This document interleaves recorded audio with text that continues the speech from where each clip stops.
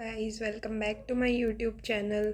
तो कल तक हमने एनपीसीआई पे जो भी एनपीसीआई ने सिस्टम्स डेवलप किए हैं, उन जो विकसित किए हैं उनके बारे में पढ़ा था। और उनमें से आज हम एक डिटेल्ड प्रोविज़न पढ़ने वाले हैं जो कि है यूपीआई टेक्नोलॉजी की। यूपीआई टेक्नोलॉजी कैसे काम करती है, क्या इसके अंदर होता है, वो सारी चीज़ें हम पढ़ने वाले हैं। यूपीआई लाइट क्या होता है, यूपीआई 123 पे क्या होता है, यूपीआई लाइट एक्स क्या होता है, वो सारी इन्फॉर्मेशन आज हम अपने इस वीडियो में पढ़ने वाले हैं। तो सबसे पहले देखते हैं यूपीआई यानी कि यूनिफाइड पेमेंट इंटरफेस है क्या। ये एक ऐसी टेक्नोलॉजी है जो डिजिटल पेमेंट्स में काम आती है। और किस सिस्टम पे वर्क करती है, ये काम करती है आईएमपीएस जो अपनों ने सिस्टम पढ़ा था उस पे ये काम करती है, जिसकी मैक्सिमम 5 लाख तक अपने जिसमें पेमेंट कर सकते हैं। आईएमपीएस जो एनपीसीआई ने डेवलप किया था। और ये यूनिफाइड पेमेंट इंटरफेस जो टेक्नोलॉजी है वो भी किसने डेवलप की है, एनपीसीआई ने डेवलप की है। ये अपनों ने पिछले वीडियो में देखा था। तो यूपीआई एक ऐसी टेक्नोलॉजी है जिससे पेमेंट जो डिजिटल पेमेंट्स है वो होती है। अब इसके कुछ फीचर्स है, जैसे कि यूपीआई टेक्नोलॉजी में क्या क्या चीज़ें होती है। क्यूआर स्कैन होता है जो अपने यूज़ करते हैं डेली, उसको तो पता होगा जिसके पास फ़ोनपे गूगल पे सब चीज़ें हैं।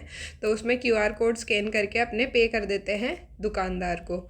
उसके बाद में बैंक अकाउंट भी इसके अंदर लिंक होता है। Direct transfer without storing money in wallet first. अब पहले क्या होता था, जब तक यूपीआई टेक्नोलॉजी नहीं आई थी तब तक क्या होता था कि अपनों को जो पेमेंट है वो डायरेक्टली पहले अपनों को क्या करना पड़ता था, बैंक अकाउंट जाके या फिर प्रीपेड पेमेंट अपनों को किस में करनी पड़ती थी, वॉलेट के अंदर पहले अपनों को पैसा डालना पड़ता था। कि यानी कि गूगल पे का वॉलेट है उसके अंदर अपनों ने पहले 5,000 रुपये डाले, उसके बाद में ही अपने पेमेंट कर पाते थे। लेकिन जब से यूपीआई आया है, अपने डायरेक्ट जो अपने बैंक के अंदर पैसा पड़ा है उसको यूज़ करके पेमेंट कर सकते हैं। वॉलेट में अपनों को डालने की ज़रूरत नहीं है पैसे को।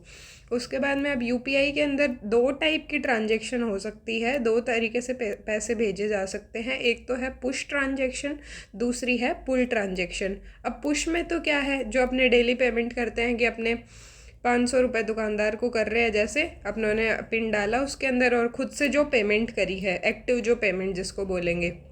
और पुल ट्रांजैक्शन में क्या होगा कि अपने जैसे कि इलेक्ट्रिसिटी वाला बिल भरना है या फिर ऐसे कोई महीने का नेटफ्लिक्स का अपनों को सब्सक्रिप्शन का बिल भरना है, तो अपने पहले से ही उसको सेट कर दिया कि हर महीने अपने आप पैसे 1 तारीख को कट जाने चाहिए उससे। तो वो है पुल ट्रांजैक्शन कि अपनों ने बार बार अपने उसके अंदर ऐसे पिन डाल कर उसको एक्टिव ट्रांजैक्शन उसके अंदर नहीं कर रहे, अपने आप महीने वाले दिन जो पैसे कट जा रहे हैं, तो उसको कहते हैं pull transaction. When you have given command every month electricity bill या फिर ऐसी सारी चीज़ें जो भी है, तो वो आएगी पुल ट्रांजैक्शन में। तो यूपीआई से दोनों ही पॉसिबल है, ये आपको एग्जाम पॉइंट ऑफ व्यू से याद रखना है कि पुश और पुल ट्रांजैक्शन दोनों हो सकती है उससे। उसके बाद में अपने देखें तो कि यूपीआई से क्या कर सकते हैं, अपने delegated payment to create secondary account. अब देखो कि कोई लड़की है, उसके पापा गांव में रहते हैं और वो खुद शहर में पढ़ाई करने के लिए रहती है, तो पापा का तो यूपीआई चलता है। तो अब उसके अंदर फादर एक सेकेंडरी अकाउंट भी बना सकता है, जिससे वो जो शहर में बेटी रह रही है वो भी सेम अकाउंट से यूपीआई के थ्रू पेमेंट कर सकती है। तो अब ये याद रखना एग्जाम पॉइंट ऑफ व्यू से कि यूपीआई के अंदर प्राइमरी और सेकेंडरी अकाउंट दोनों हो सकते हैं। कि प्राइमरी तो पापा के पास है और सेकेंडरी में पापा ने लिमिट सेट कर दी कि इतने इतने पेमेंट ये यूपीआई से कर सकती है। तो यूपीआई में प्राइमरी और सेकेंडरी अकाउंट दोनों क्रिएट हो सकते हैं, ये आपको याद रखना है। उसके बाद में डेली जो अपने अपने मोबाइल में यूपीआई यूज़ करते हैं उसके अंदर क्या क्या चीज़ें पॉसिबल है, उसके अंदर क्या क्या चीज़ें नहीं, कितनी लिमिट पॉसिबल है डेली की। तो अगर एक अपने जैसा नॉर्मल ट्रांजैक्शन करने वाला बंदा है जिसको डे टू डे मतलब ऐसे ही कोई ट्रांजैक्शन करनी होती है, तो उसके लिए तो 1 लाख तक की पेमेंट इसमें अलाउड है। पर डे की 1 लाख तक पैसे भेज सकते हैं।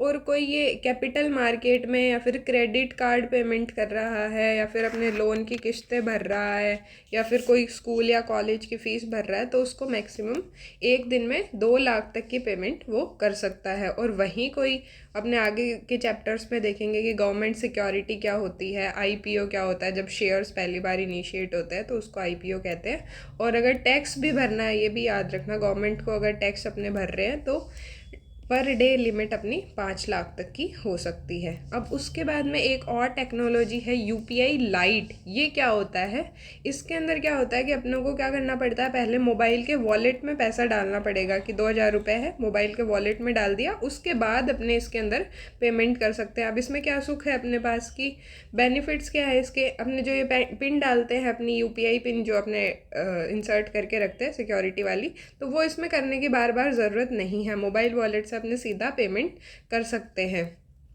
और इसके अंदर इंटरनेट की लेकिन आवश्यकता है, इंटरनेट ज़रूरी है यूपीआई लाइट के अंदर, ये आपको याद रखना है। पिन नहीं है, पिन बार बार इंसर्ट करने की ज़रूरत नहीं है। उसके बाद में इसके अंदर पर डे ट्रांजेक्शन अपने कितना कर सकते हैं, 1,000 रुपये तक की, 1,000 रुपये तक की पर डे की ट्रांजेक्शन कर सकते हैं अपने। और टोटल वॉलेट के अंदर कितना पैसा अपने स्टोर कर सकते हैं, जो अपना मोबाइल का वॉलेट है, 5,000 तक यूपीआई लाइट के अंदर अपने वॉलेट में पैसा स्टोर कर सकते हैं।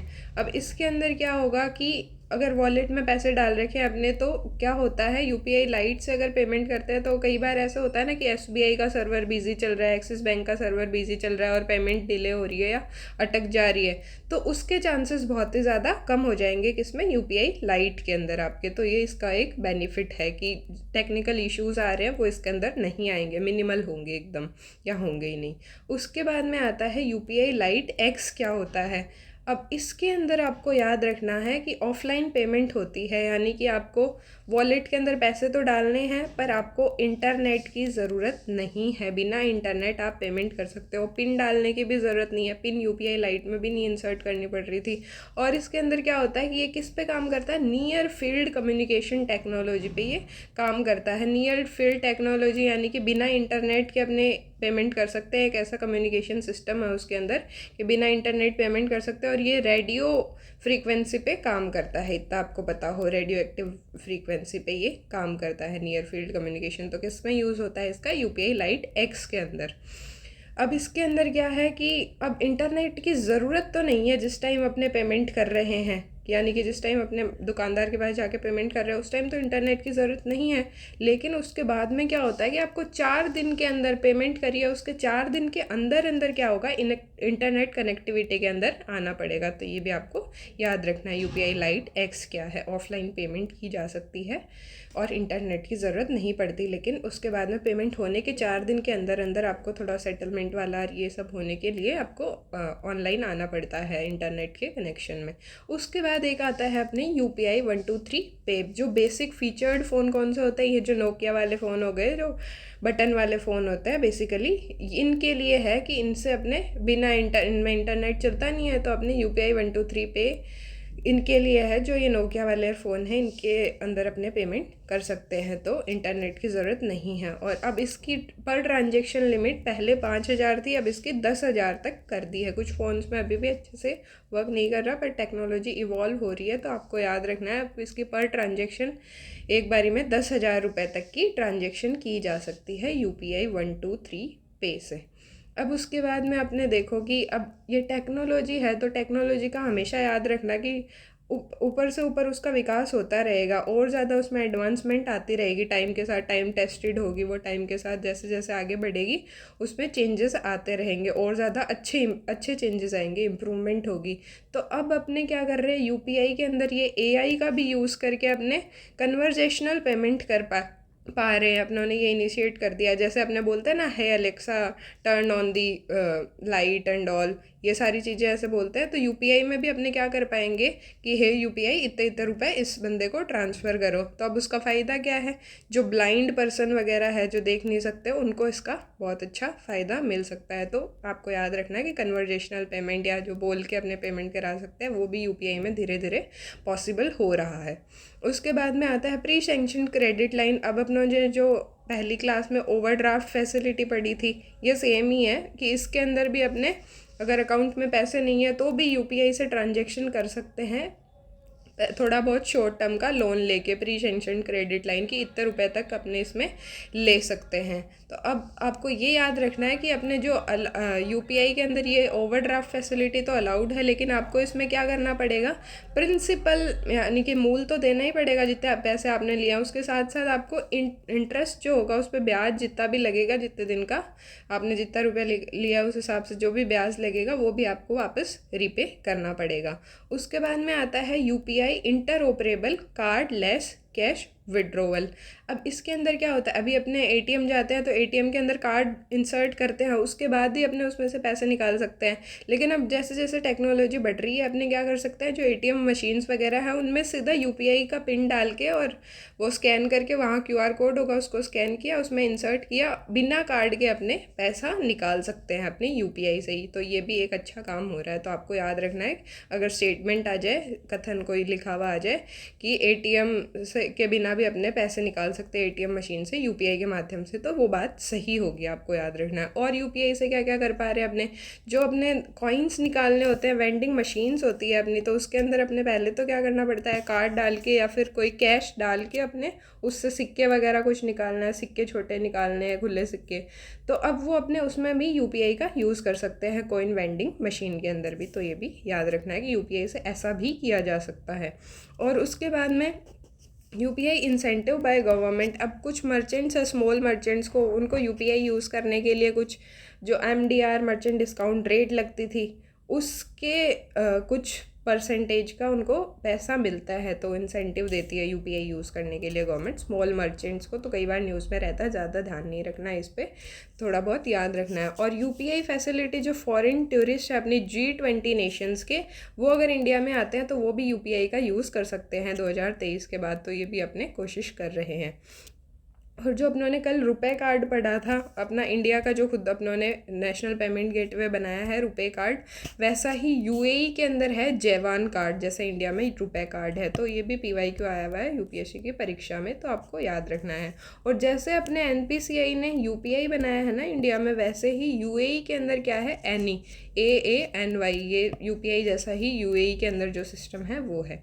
अब आता है प्रोजेक्ट नेक्सस। अब ये प्रोजेक्ट नेक्सस क्या है, अपना जो यूपीआई है उसको हम लोग को इंटरनेशनली बहुत सारी कंट्रीज से क्या करना है, जोड़ना है। तो एशियन जो नेशंस है उनसे जोड़ने के लिए, जैसे मलेशिया, फिलीपींस, सिंगापुर, थाईलैंड, उनमें यूपीआई की कनेक्टिविटी को बढ़ाने के लिए अपनों ने चलाया है प्रोजेक्ट नेक्सस। ये आया था CDS के पेपर में, तो ये भी आपको याद रखना है। उसके बाद में अपने देखते हैं, तो ये यूपीआई तक का टॉपिक हो गया। बाकी अपने सारी चीज़ें नेक्स्ट वीडियो में देखेंगे। इसमें यूपीआई से जितने भी रिलेटेड इन्फॉर्मेशन गैदर हो सकती थी जो एग्ज़ाम पॉइंट ऑफ व्यू से इम्पॉर्टेंट है, वो मैंने आपको प्रोवाइड कर दी है। यूपीआई किसने बनाया है, एनपीसीआई ने बनाया है। यूपीआई लाइट क्या होता है, यूपीआई लाइट एक्स क्या होता है, किस में इंटरनेट की ज़रूरत है, किस में पिन डालने की ज़रूरत है, किस में नहीं है, यूपीआई 1 2 3 पे किसके लिए है, बेसिक फीचर फ़ोन के लिए है, ये सारी इन्फॉर्मेशन आपको पता होनी चाहिए। और आपको पता है, अगर आपको वीडियो अच्छा लगा हो तो क्या करना है, चैनल को सब्सक्राइब करना है, बेल आइकन को हिट करना है, लाइक करना है, शेयर करना है, और बेस्ट पार्ट आपको वीडियो का कमेंट करना है। So thank you so much guys for watching my video.